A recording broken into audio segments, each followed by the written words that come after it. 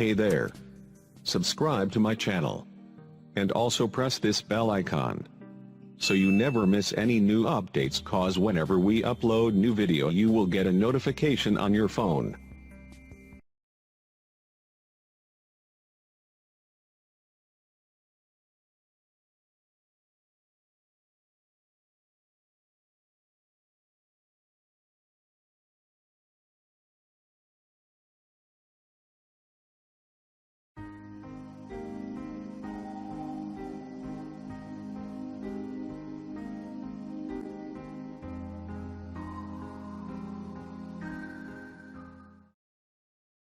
بسم الله الرحمن الرحيم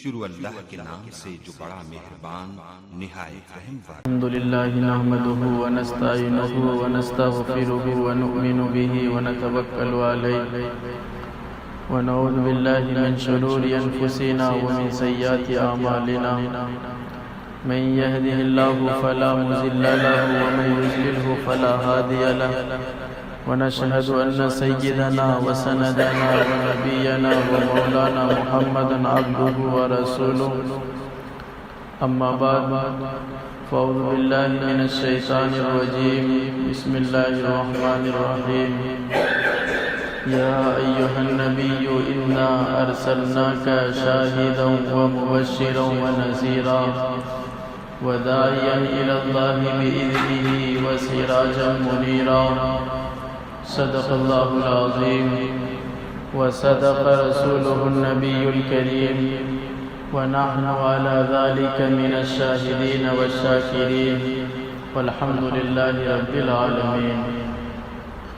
حاضرین محترم، سامعین مکرم، میرے اسلامی بھائیوں، بزرگوں، نوجوان ساتھیوں، السلام علیکم ورحمۃ اللہ وبرکاتہ۔ میرے بھائی، آج کی اس مبارک دن، مبارک محفل و مجلس میں میری تقریر کا عنوان پیغمبر انقلاب صلی اللہ علیہ وسلم ہے۔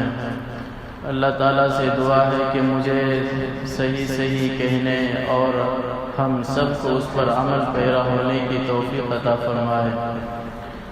میرے بھائی، پیغمبر کے معنی پیغام پہنچانے والے کے ہوتے ہیں، پیغمبر کے معنی ریفارمر کے ہوتے ہیں، میسنجر کے ہوتے ہیں، اور انقلاب کے معنی تبدیلی کے ہوتے ہیں، چینجنگ کے ہوتے ہیں، یعنی جو چیز، جو کام پہلے نہ ہو بعد میں ہو جائے اسے انقلاب کہا جاتا ہے۔ میرے بھائیو، ہم نے پڑھا ہے، ہمیں معلوم ہے کہ دنیا کا حال دونوں جہاں کے سردار حضور پاک صلی اللہ علیہ وسلم کے آنے سے پہلے کیا تھی۔ دنیا کے انسان کیسے جانوروں کی طرح زندگی گزار رہے تھے۔ میرے نبی اس دنیا میں آئے تو دنیا کا کیا حال ہوا، دنیا کی کیا حالت ہوئی، کیسی تبدیلیاں آئی۔ میرے بھائیوں، کتابوں کے اندر آتا ہے میرے نبی کو آنے سے پہلے دنیا کی تو یہ حالت تھی، خانہ کعبہ کا طواف بھی لوگ ننگا کیا کرتے تھے، صرف اپنی شرمگاہ پر کچھ دنوں کے بعد صرف پتہ ڈال کر اللہ تبارک و تعالیٰ کی محترم جگہ خانہ کعبہ، محترم گھر، اس کا ننگا طواف کیا جاتا تھا۔ اتنی جہالت تھی۔ میرے نبی کو اس دنیا میں آنے سے پہلے غلاموں کی کوئی عزت نہیں تھی، غلام کو سب سے زیادہ ذلیل سمجھا جاتا تھا، اسے مارا جاتا تھا، اسے گالی گلوچ کیا جاتا تھا۔ لیکن میرے نبی اس دنیا میں آئے، ایسا انقلاب آیا جس کا آپ اندازہ بھی نہیں کر سکتے۔ میرے نبی اس دنیا سے جا رہے ہیں، اللہ کے نبی کے آخری کلام کیا تھے؟ میرے نبی فرماتے ہیں، الصلاۃ، لوگو نماز کبھی نہ چھوڑنا اور غلاموں کے ساتھ ظلم و ستم کبھی نہ کرنا، غلاموں پر کبھی ظلم نہ کرنا، نوکروں پر کبھی ظلم نہ کرنا، اپنے ماتحتوں پر کبھی ظلم نہ کرنا۔ ہاں میرے نبی کو اس دنیا میں آنے سے پہلے عورتوں کو منحوس سمجھا جاتا تھا. جس کے گھر میں لڑکی پیدا ہو جاتی تھی وہ ایسے شکل بنا کے چلتا، نہ جانے ان کے اوپر کون سے ایسا پہاڑ ٹوٹ پڑا ہے. لیکن اللہ کے نبی آئے تو عورت کا اتنا اونچا مقام عطا فرمایا.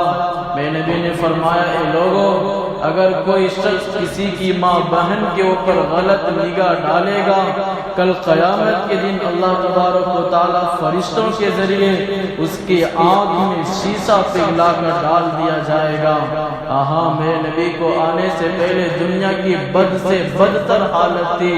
عورتوں کو قیس و کسریٰ نے ایسا ماحول بنایا تھا کہ بازاروں کے اندر جانوروں کی طرح لڑکیوں کو بیچا جاتا تھا، فروخت کیا جاتا تھا. لیکن اللہ کے نبی جب اس دنیا میں آئے، فاطمہ کا آخری وقت ہے، اپنے شوہر کو نصیحت کر رہی، وصیت کر رہی کہ میرے شوہر، میں اس دنیا سے جانے والی ہوں، لیکن میرے مرنے کے بعد جب میں مر جاؤں، میرے موت کی خبر آپ کسی کو نہ بتانا. رات کے اندھیرے میں میرے جنازے کو اٹھانا. علی کی آنکھوں میں آنسو بھرا ہے. حضرت علی فرماتے ہیں، اے میری بیوی، تو دونوں جہاں کی سردار کی بیٹی ہے. تمہارے جنازے میں دور دور سے لوگ آئیں گے، میں چیخ چیخ کر لوگوں کو بتاؤں گا دونوں جہاں کی سردار کی پیاری اور لاڈلی بیٹی اس دنیا سے رخصت ہو چکی ہے. حضرت علی سے فاطمہ فرماتے، اے علی، میرے جنازے میں کسی کو خبر نہ کرنا. وہ اس لیے کہ خدا کی قسم میرے چہرے کو میرے والد محترم اور تمہارے علاوہ کسی نے نہیں دیکھا ہے. میں یہ چاہتی ہوں میرے مرنے کے بعد میرا کفن بھی کوئی نہ دیکھے. یہ میرے بھائیوں پیغمبر انقلاب ہے. یہ دونوں جہاں کے آنے کے بعد، سردار کے آنے کے بعد دنیا کے اندر یہ انقلاب آیا.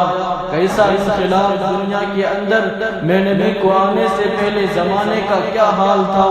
وہ قوم جو ایک صرف پانی کے لیے 300 سال لڑا کرتی تھی، چھوٹی سی باتوں پر نہ جانے کئی سو سال تک لڑائی چلتی رہتی تھی. لیکن جب انقلاب آیا، ایک جنگ کے موقع پر صحابہ بے ہوشی کے عالم میں پانی کے وجہ سے زبان باہر آ رہا. ایک صاحب مشکیزہ لے کر آ رہے ہیں پانی پلانے کے لیے. اس شخص کے منہ میں پانی ڈالنے کو ہوتے، اس کے بغل میں جو ساتھی ہوتے ہیں وہ بھی پانی کی طلب کرتے. پہلے والے ساتھی کہتے ہیں میری تو خیر ہے، مجھے بعد میں پلا دینا، پہلے میرے اس بھائی کو پانی پلاؤ. جب اس کے پاس پانی جاتا ہے لے کر تو وہ کہتے ہیں میری تو خیر ہے، میرے بازو میں جو ہے اسے پانی پلاؤ. جب وہ سب سے اخیر میں پہنچتے ہیں تو پیچھے مڑ کے دیکھتے ہیں سارے کے سارے صحابی کا، سارے کے سارے ساتھیوں کا میرے بھائی انتقال ہو چکا ہوتا ہے. وہ قوم جو پانی کے لیے 300 سال تک لڑا کرتی تھی، لیکن جب انقلاب آتا ہے میں نبی کی وجہ سے، ایک گھونٹ پانی کی وجہ سے تمام کے تمام صحابی اب ایک بھائی کو پانی پلانے کے لیے جان تو دیتے ہیں، لیکن دوسرے کا خیال کیے بغیر اپنے منہ کے اندر پانی تک نہیں لیتے. یہ ہے میرے نبی کا انقلاب. ایک دوسرے سے دشمنی میں عرب کے بدو اتنا آگے ہو چکے تھے، ہر وقت ایک ادنا سے باتوں پر لڑائی میں نہ جانے کیا کیا چل جایا کرتی تھی. جب میرے نبی آئے ایسا انقلاب آیا، اپنا پیٹ پر پتھر تو باندھے، اپنے بچے کو بھوکا تو سلا دیے، لیکن اپنے بھائی کو بھوکا نہیں سلایا. ایک صحابی رسول عشاء کی نماز کے بعد ایک مہمان کو لے کر آتے ہیں اپنے گھر. ان کی بیوی ہوتی ہے، اپنی بیوی سے پوچھتے ہیں گھر میں کھانے کے لیے کچھ ہے یا نہیں. بیوی کہتی ہے صرف ایک ہی روٹی ہے. اور صحابی رسول کہتے ہیں بچے کو پہلا پھسلا کر سلا دو، اور میرے بیوی جب ہم کھانے کے لیے دسترخوان پر بیٹھیں گے، اس لیے کہ پہلے عرب میں یہ ماحول تھا، جو مہمان آتے تھے مہمان کے ساتھ میزبان بھی بیٹھ کر کھانا کھاتے تھے۔ وہ صحابی کہتے ہیں جب میں دسترخوان پر بیٹھ جاؤں، جب مہمان بیٹھ جائے، جب میں اپنا ہاتھ روٹی کی طرف لے کے جاؤں لقمہ اٹھانے کے لیے، تم چراغ کو بجھا دینا۔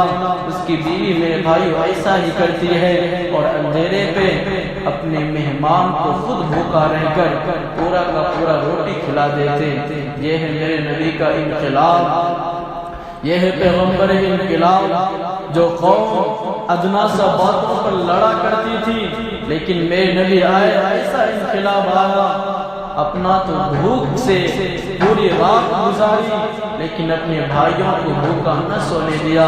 اسی لیے جو اللہ نے قرآن میں فرمایا رحماء بینہم، وہ لوگ آپس میں ایک دوسرے سے محبت کرنے والے تھے۔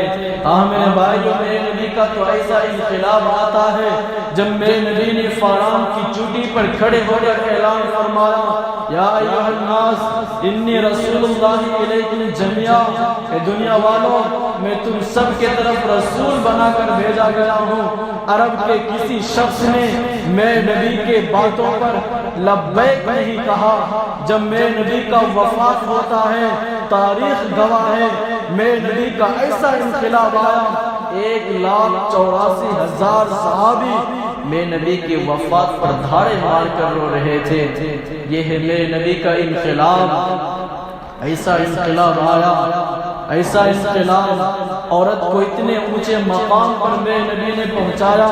اما عائشہ فرماتی ہیں جب حضرت عمر کا انتقال ہوتا، میرے نبی کے بازو میں جب عمر کو سلایا گیا انتقال کے بعد، اما عائشہ فرماتی ہیں اب مجھے میرے کمرے میں جاتے ہوئے بغیر پردہ کے مجھے شرم محسوس ہوتی ہے۔ وہ اس لیے کہ حضرت عمر اللہ کے نبی کے بغل میں سوئے ہوئے ہیں۔ اتنا اونچا مقام میرے نبی نے عورت کو عطا فرمایا۔ ایسا انقلاب آیا، انقلاب تو میرے بھائی ہر زمانے میں ہوا ہے۔ سودا کے زمانے میں بھی انقلاب آیا، انہوں نے 7.5 لاکھ انسان قتل کرائے۔ انقلاب ہٹلر کے زمانے میں بھی برپا ہوا، انہوں نے 9.5 لاکھ انسان قتل کرائے۔ انقلاب لینن مارکس کے زمانے میں بھی ہوا ہے، انہوں نے 70 لاکھ انسانوں کو بے گھر کر دیا گیا تھا، انہوں نے اپنے ملکوں سے 70 لاکھ انسان بھگائے تھے۔ اور انقلاب میرے بھائیوں ابراہیم کے زمانے میں بھی ہوا ہے۔ اس بدبخت نے امریکہ کے اندر 4 لاکھ انسان ذبح کروا دیا تھا، لیکن انقلاب میرے نبی کے زمانے میں بھی آیا۔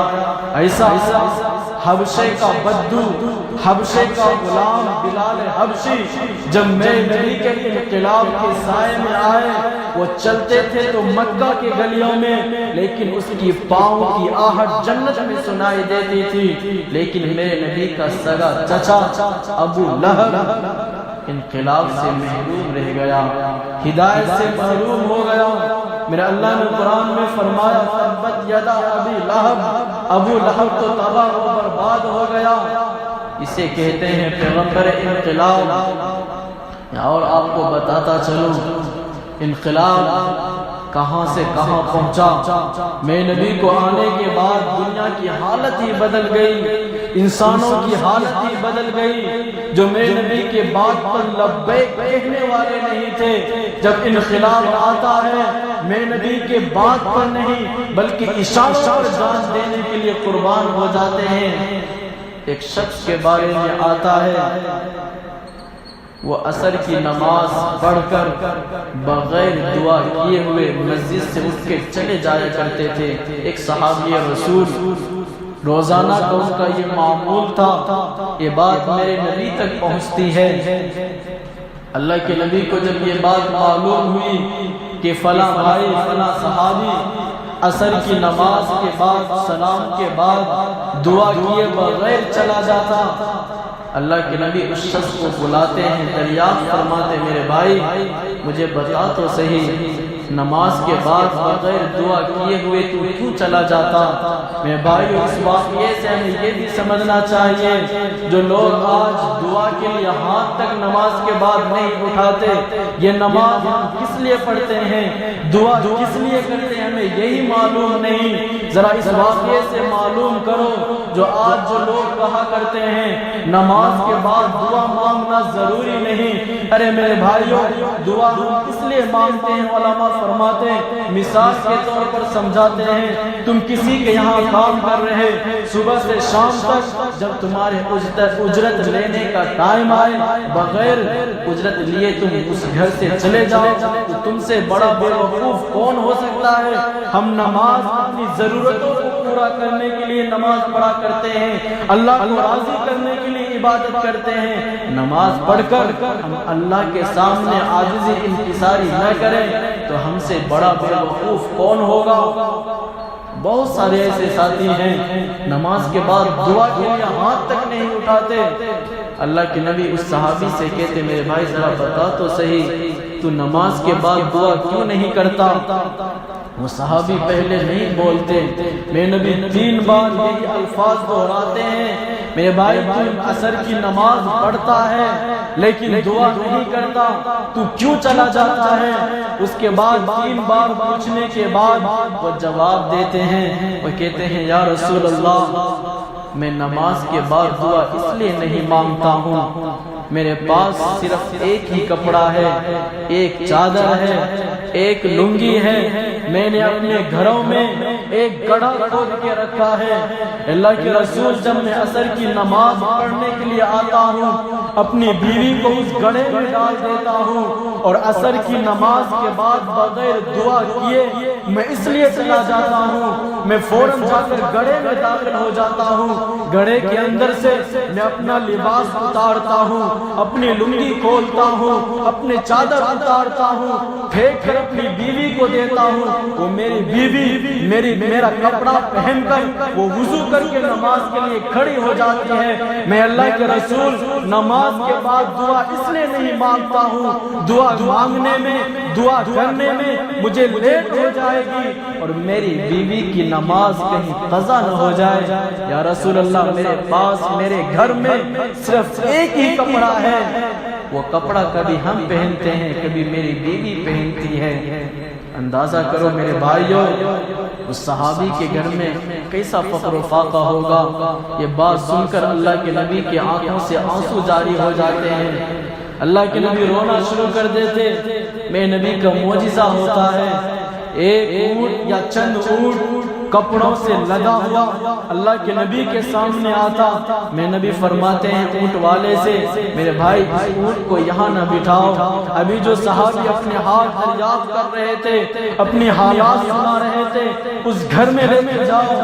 میرے بھائی ذرا غور سے سنیں اس صحابیہ کا اس صحابی کا کیسا ایمان ہوگا، کیسے میرے نبی نے ان کی تربیت کی ہوگی، کیسے ان کو تعلیم ملی ہوگی۔ اس صحابی کے گھر اللہ کے نبی اونٹ سے لدا ہوا کپڑے سے لدا ہوا اونٹ بھیجتے، وہ صحابی کہتے ہیں کس نے بھیجا؟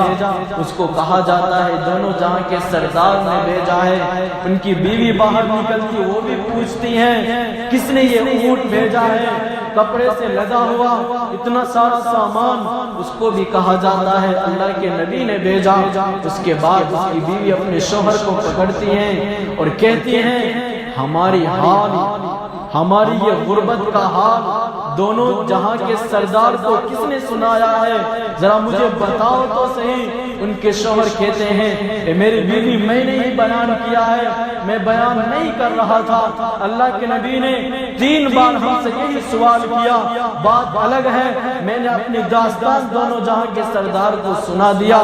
ان کی بیوی بہت غضبناک ہوتی ہیں اور کہتی ہیں خدا کی قسم اگر اسلام میں جائز ہوتا کہ بیوی اپنے شوہر کو طلاق دے، خدا کی قسم آج میں تمہیں طلاق دے دیتی، تمہیں شرم نہیں آتی؟ چند روپیوں کی خاطر چند چیزوں کی خاطر اپنی غربت کا سوال اللہ کے نبی کے سامنے جا کے بیان کرتے ہو، وہاں سے کچھ ہمیں مدد ملے۔ میرے بھائیو اندازہ کریں اس صحابیہ کا کیسا ایمان ہوگا۔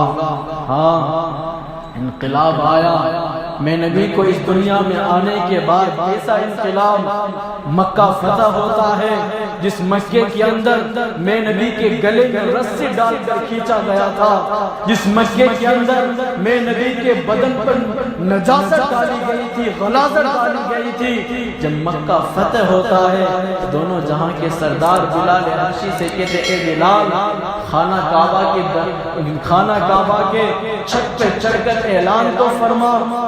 کیا اعلان؟ جب بلال حبشی اس بات کو سنتے اپنے جوتے اتارنے لگتے، اللہ کا گھر ہے اپنے جوتے اتار کر چڑھوں، لیکن میرے نبی فرماتے اے بلال تو جوتے کیوں اتارتا، جوتے مت اتار، جوتے لگا کر خانہ کعبہ کے چھت پر چڑھ تاکہ دنیا والوں کو معلوم ہو جو محمد کا کلمہ پڑھ لیتا ہے اس کی حرمت خانہ کعبہ سے بھی زیادہ ہو جایا کرتی ہے۔ ہاں ایسا انقلاب آیا، مسلمانوں کی حرمت میرے بھائیوں خانہ کعبہ سے بھی زیادہ ہے۔ اسی لیے تو میرے نبی نے فرمایا تھا کہ لوگوں کسی مسلمان کو اپنی زبان یا ہاتھ کے ذریعے تکلیف نہ پہنچایا کرو، اگر تمہاری باتوں سے کسی کے دل کو تکلیف پہنچ جاتی ہے گویا کہ تم نے اس کے دل کو تکلیف نہیں پہنچایا۔ کسی کے دل کو تکلیف پہنچانا ایسا ہے جیسا کہ تم نے خانہ کعبہ کو گرا دیا ہو۔ لیکن آج ہم اس چیز کی طرف میرے بھائی دھیان نہیں دیتے۔ میرے نبی کا انقلاب آتا ہے، اس دنیا میں آنے کے بعد ایسا انقلاب، اور میں آپ کو بتاتا چلوں ایک صحابی رسول ہیں، صحابی رسول عشاء کی نماز کے بعد گھر کو آتے ہیں، لیٹ جاتے ہیں، لیکن آنکھ کھلی ہوئی ہے، اپنی بیوی سے کہتے ہیں بیگم ایک گلاس پانی تو لاؤ۔ اس کی بیوی ایک گلاس پانی لانے کے لیے جاتی ہے، اس صحابی رسول کو نیند کا غلبہ ہوتا ہے، وہ صحابی رسول سو جاتے ہیں، وہ بیچاری بیوی رات بھر جگی رہتی ہے، اس گلاس میں پانی لے کے کھڑی ہوتی، تہجد کے وقت اس صحابی کا نیند ٹوٹتا ہے، آنکھ کھلتی ہے، ان کو بڑا تعجب ہوتا، اپنی بیوی سے کہتے ہیں کہ تم نے ایسا کیوں کیا، تم سو جاتی، تم نے رات بھر میری وجہ سے جاگا۔ وہ صحابی رسول کی بیوی کہتی ہیں کہ آپ نے مجھ سے پانی مانگا تھا، میں نے اللہ کے نبی کی تعلیم کے اندر میں نے یہ سنا ہے، میں نبی نے فرمایا ہے اگر کوئی شوہر اپنی بیوی کو یہ کہے کہ یہ ایک پہاڑ ہے اس کو اٹھا کر دوسرے پہاڑ پہ ڈال دے، حالانکہ یہ اس سے ممکن نہیں ہے، لیکن پھر بھی اگر اس چیز کو اس کی بیوی مان لے اللہ بہت زیادہ خوش ہوتا ہے۔ میرے شوہر آپ نے مجھ سے پانی مانگا تھا، رات بھر میں اس لیے جگی کہ رات میں پیاس کی وجہ سے آپ کی نیند ٹوٹ جائے اور آپ کو پانی نہ ملے، کل قیامت کے دن میں اللہ کو کیا جواب دوں گی، اور صبح جو میں اپنے نبی کے سامنے جاؤں گی کہیں میری حالات کا خبر اللہ کے نبی کو ہو جائے، اگر میں نبی نے مجھ سے سوال کر لیا تو میں کیا جواب دوں گی۔ یہ بات سن کر وہ صحابی رسول میرے بھائیو بہت زیادہ خوش ہوتی ہیں۔ ذرا غور سے سنیں میرے بھائیو واقعہ، آپ ان کے ایمان کا اندازہ کریں، ان کی بیوی کا اور اس صحابی کا، کیا میرے نبی نے ان کی تربیت کی ہوگی، کیسے وہ تعلیم حاصل کیے ہوں گے۔ ان کی بیوی سے اپنی بیوی سے وہ صحابی رسول کہتے ہیں میری بیوی آج تم نے ایسا میرے ساتھ معاملہ کیا ہے میں آج بہت خوش ہوں، تو آج مجھ سے جو مانگے گی میں تجھے وہ عطا کروں گا، تو آج مانگ تو صحیح۔ اس کی بیوی پہلے انکار کرتی ہے، کہتی ہے جب سے 15-20 سال ہو گئے میرے شادی کو، جب سے میں آپ کی نکاح میں آئی ہوں خدا کی قسم مجھے کوئی تکلیف نہیں ہے، میں نے کبھی بھی پریشانی کا آپ سامنا نہیں کیا، آپ کے گھر میں جب سے میں آئی ہوں جب سے مجھے سکھ ہی سکھ ہے، کبھی کوئی پریشانی نہیں آئی، آپ سے اب مجھے کیا چیز کی ضرورت ہے، میں آپ سے کوئی چیز نہیں مانگتی۔ یہ بار بار وہ صحابی رسول اصرار کرتے ہیں میری بیوی تم مانگ تو صحیح، آج تم مجھ سے جو مانگے گی میں وہ عطا کروں گا۔ جب بار بار اصرار وہ صحابی رسول کرتے ہیں ان کی بیوی کہتی ہے کہ اللہ کے بندے اگر تجھے دینا ہی ہے، اگر تجھے دینا ہی ہے آج تو مجھے طلاق دے دے۔ اتنا سننا تھا، اس صحابی رسول کے پاؤں کے نیچے زمین کھسک جاتی، اپنے دل میں یہ سوچتے ہیں اتنی وفادار میری بیوی ہے، میں اس کو کیسے طلاق دے سکتا ہوں؟ لیکن پھر ان کو خیال آتا، میں نے کہا تھا آج تو مجھ سے جو مانگے گی میں وہ عطا کروں گا۔ وہ صحابی رسول اپنی بیوی سے کہتے، میری بیوی اچھا تجھے طلاق ہی چاہیے، طلاق ہی چاہیے تو ہم اللہ کے نبی کے دربار میں جائیں گے، جو دونوں جہاں کے سردار فیصلہ کریں، جو بات کہیں ہم دونوں ماننے کو تیار۔ مدینہ سے کچھ دور پہ ان کا گھر تھا، رات ہی میں وہ دونوں میاں بیوی اپنے گھر سے نکل پڑتے ہیں، چلتے رہتے راستے میں ایک گڑھے کے اندر اندھیرا ہوتا ہے، اس کا شوہر گر جاتا ہے۔ وہ صحابی رسول اس گڑھے کے اندر گر جاتے ہیں، وہ صحابی رسول، اور ان کا پاؤں ٹوٹ جاتا ہے۔ ان کی بیوی اپنے دوپٹے پھینک کر اپنے شوہر کو باہر نکالتے، جب دیکھتے ہیں میرا شوہر کا پاؤں ٹوٹ گیا، ان کی بیوی کہتے ہیں میرے شوہر اب مجھے طلاق نہیں چاہیے، اب آپ مجھے اپنے گھر لے کے چلیں، خدا کی قسم اب مجھے طلاق کی ضرورت نہیں۔ ان کا شوہر کہتا ہے وہ صحابی رسول، میرے بیوی مجھے پاؤں ٹوٹنے کا دکھ نہیں ہے، خدا کی قسم مجھے سب سے زیادہ دکھ اس بات کا ہے جو تم مجھ سے طلاق مانگ رہی۔ اللہ کے نبی کے دربار چل، اللہ کے نبی کے سامنے اپنے واقعات کو ہم بیان کریں گے، خدا کی قسم مجھے کوئی تکلیف نہیں، ذرا چل تو صحیح، ہمارے نبی جو کہہ دیں گے میں فوراً تمہیں طلاق دے دوں گا۔ تو وہ صحابیہ کہتی ہیں میرے شوہر میں نے آپ سے طلاق اس لیے مانگا تھا، میں نے اللہ کے نبی سے سنا ہے، مجھے اللہ کے نبی کی تعلیم پہنچی ہے، اللہ کے نبی نے فرمایا اس دنیا کے اندر اگر کسی شخص کو اس کی زندگی میں کوئی تکلیف اگر نہ پہنچے، کسی شخص کو اس کی پوری زندگی میں کوئی تکلیف نہ پہنچے، اللہ کے نبی نے فرمایا تو اس کے ایمان میں شک ہے۔ ان کی بیوی کہتی ہیں اے میرے شوہر جب سے میں آپ کے نکاح میں آئی ہوں میں نے آپ کو دیکھا، آپ کے اوپر کبھی بھی کوئی پریشانی نہیں آئی تھی، آپ کے ایمان میں مجھے شک نظر آیا، اس لیے میں نے آپ سے طلاق مانگی، لیکن جب اب آپ کا پاؤں ٹوٹ گیا خدا کی قسم اب میرا ایمان مکمل ہو گیا، اب میرا شک دور ہو گیا، اب مجھے طلاق کی ضرورت نہیں ہے۔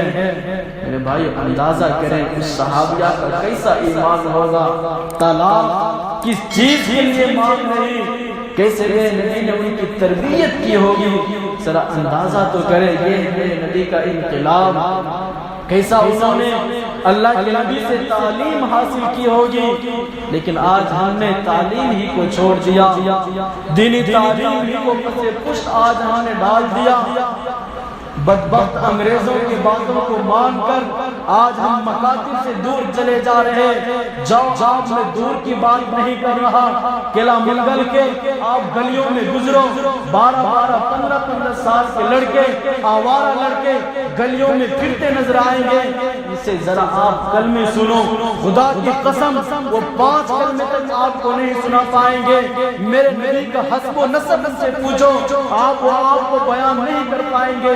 ہاں 100 میں سے 99% آپ کو اپنے نبی کا نام تک معلوم نہیں ہوگا، ذرا پوچھو تو صحیح، پوچھو اپنے ہمارے نبی کے امی کا نام کیا، میں نبی کے دادی کا نام کیا ہے، نہیں بتا پائیں گے۔ انگریز چند سال پہلے ہندوستان کے اندر آزادی سے پہلے بیج بویا، کالجز کھول کو اور یونیورسٹی کھول کے آج ہمارے مسلمان میں ذہن سے یہ بات نے بیٹھا دیا، اسکول پڑھے تو ہماری زندگی رہے گی، نہیں تو ہم بھوکے مر جائیں گے۔ مجھے بتاؤ تو صحیح کتنے آپ کو طالب علم ایسے ملے ہیں، کتنے دینی مدارس والے آپ کو ایسے ملے جو بھوکے مر رہے ہو؟ ہاں انگریز نے کہا تم اپنے بچوں کو مکاتب نہ بھیجو، تم اپنے بچوں کو مسجد میں پڑھنے نہ بھیجو، تم اپنے بچوں کو مولوی کے پاس نہ بھیجو، تم اپنے بچوں کو کسی امام کے پاس نہ بھیجو، بچے مولوی کے پاس جا کے خراب ہو جائیں گے، بچے چہرے پر داڑھی اگائے گی، سر پر بال آ جائیں گے، دینی تعلیم حاصل کر لیں گے، بچے نمازی کا عادی بن جائیں گے، بچے تعلیم الاسلام پڑھ لیں گے، بچے اللہ اس کے رسول کا نام جاننے لگیں گے۔ تم اپنے بچوں کو مدرسے میں نہ بھیجو، تم اپنے بچے کو مکاتب نہ بھیجو، تم اپنے بچوں کو مسجدوں میں نہ بھیجو، تم اپنے بچے کو ماسٹر جی کے پاس بھیجو جو انہیں اے بی سی ڈی پڑھائے گا، جو انہیں ٹاٹا کرنا سکھائے گا، جو انہیں پیٹ کا پجاری بنائے گا، جو انہیں ابن الوقت بنائے گا، جو انہیں کسی لڑکیوں کو آئی لو یو کہنے والا بنائے گا۔ ہاں ہمارے مسلمانوں نے بھی مان لیا، بچوں کو مدارس سے نکال کر، بچوں کو مولویوں سے کاٹ کر، دینی مدارس سے کاٹ کر کالجوں میں داخل کر لیا۔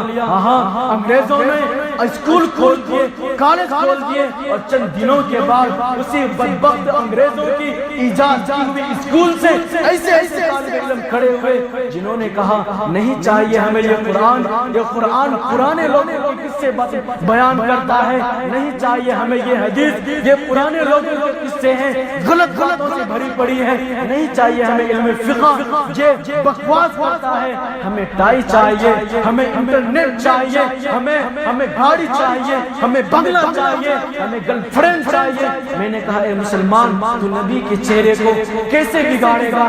تو اللہ کے رسول کو کیسے گالی دے رہا؟ وہ کہتا میں یہ سب کچھ کروں گا لیکن اسے دین سمجھ کے کروں گا۔ اور آپ آج دنیا کے اندر دیکھیں، لوگ بڑی شان سے اپنے بچوں کو مکاتب سے کاٹ کر اسکول کے اندر داخل کر رہے ہیں، لیکن انہیں تھوڑا بھی افسوس تک نہیں ہوتا۔ دیکھیں آج دنیا کے اندر آپ کا بچہ نمازی نہیں، کوئی ٹینشن نہیں، آپ کی بیوی نمازی نہیں، نماز نہیں پڑھ رہی، کوئی ٹینشن نہیں، وہی بچہ ایگزام میں فیل ہو جائے، نہ جانے باپ کا کیسے پارا گرم ہوتا ہے، بچے کو تو بعد میں مار دے، پہلی بیوی بیچاری کو گھر بند کر کے مارا جاتا ہے۔ عصری تعلیم کی ہمارے سامنے اتنی اہمیت کہ مسلمانوں آپ سے کوئی نہیں کہتا دینی تعلیم ہی صرف بچے کو پڑھاؤ۔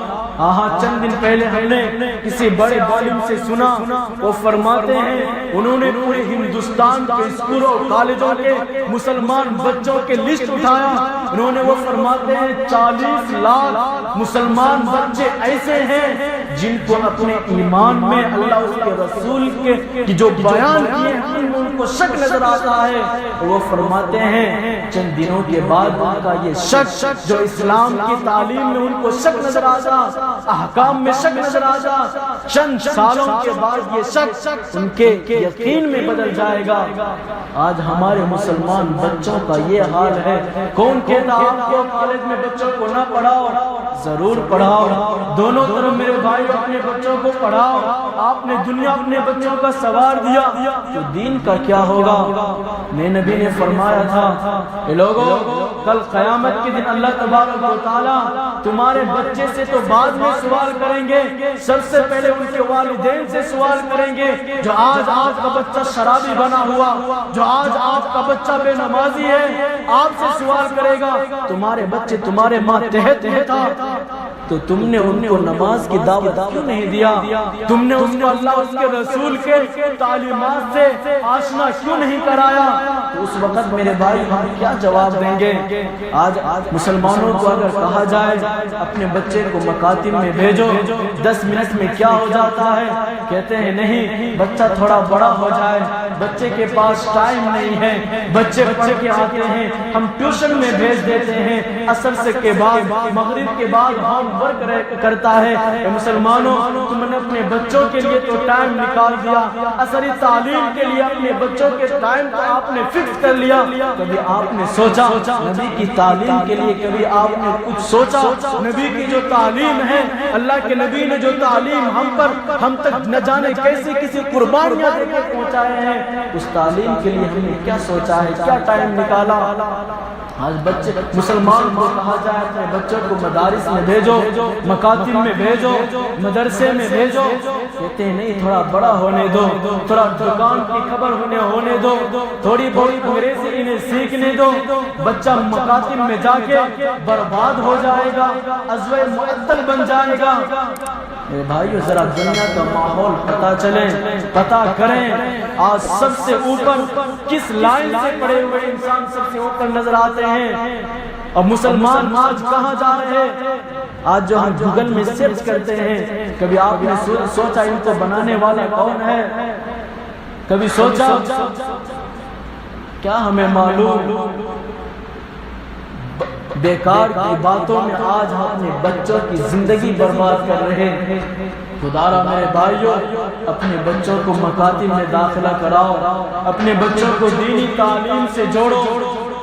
اگر آپ نے ایسا نہ کیا، کل قیامت کے دن اگر میرے نبی نے خدا نخواستہ میں اللہ سے شکایت کر دی، یا ربی ان قوم اتخذوا هذا القرآن مہجورا، ربا یہ مجرم ہے، میں نے یہ قرآن اسے خون سے لکھ کر دے کے آیا تھا، ربا یہ مجرم ہے، میں نے یہ قرآن اپنے دانتوں کو شہید کرا کے دے کے آیا تھا، ربا یہ مجرم ہے، میں نے یہ قرآن اپنی بیٹیوں کو طلاق دلوا کے دے کے آیا تھا، ربا یہ مجرم ہے، میں نے یہ قرآن اپنے بدن پر غلاظت ڈلوا کے دے کے آیا تھا، ربا یہ مجرم ہے، میں نے یہ قرآن اسے نہ جانے کیسی کیسی پریشانیوں کو سہ کر دے کے آیا تھا۔ اس وقت میرے بھائیوں، ہمیں اللہ کے فرشتوں کی مار سے کون بچا سکتا ہے؟ کبھی آپ نے سوچا؟ خدا را اپنے بچوں کو مکاتب میں داخلہ کراؤ۔ دینی تعلیم کا مقام بہت اونچا ہے۔ صحابہ کرام میرے بھائیوں علم حاصل کیا کرتے تھے، صحابہ کرام جب سفر میں رہتے تب بھی علم حاصل کیا کرتے تھے، جہاد میں رہتے علم حاصل کیا کرتے تھے، گھوڑے پر بیٹھ کے بھی علم حاصل کیا کرتے تھے۔